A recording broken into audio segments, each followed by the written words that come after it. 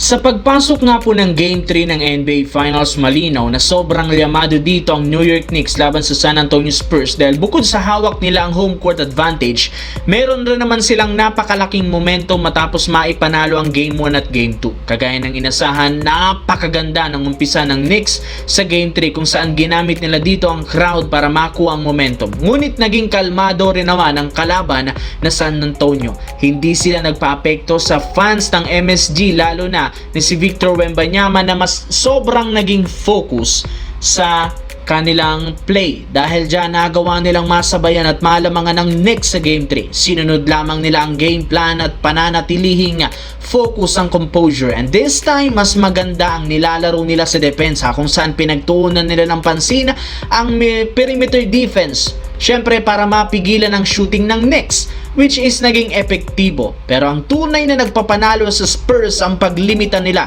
sa turnover. Mismong si Victor Wembanyama ang nagsabi, less mistake, more control ang game plan sa Game 3. At dahil sa naging epektibo ito, kung saan nakuha nga nila ang Game 3 sa panalo. Dahil na rin sa pagiging physical nilang maglaro at tinatarget nga talaga si Jalen Brunson, mukhang alam na natin kung paano manalo o alam na ng Spurs kung paano sila mananalo laban sa New York Knicks.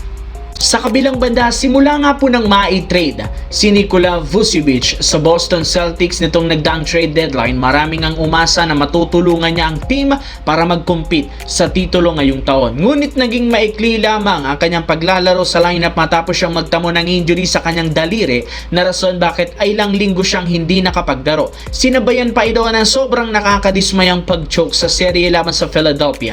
Kaya dahil sa hindi inaasahang pangyayari, naging questionable ang kanyang future sa Boston Celtics. Ayon sa isang insider, malaki ang posibilidad na umalis agad si Vucevic sa lineup at pumasok sa free agency market. Ibig sabihin, siya na nga mismo ang magdedesisyon kung saan team siya sunod na maglalaro. May ilang contender ang nagbigay interes sa kanya at balak siyang bigyan ng malaking kontrata na hindi afford ng Boston Celtics. Kaya posible na hindi siya maging parte pa ng Boston Celtics next season.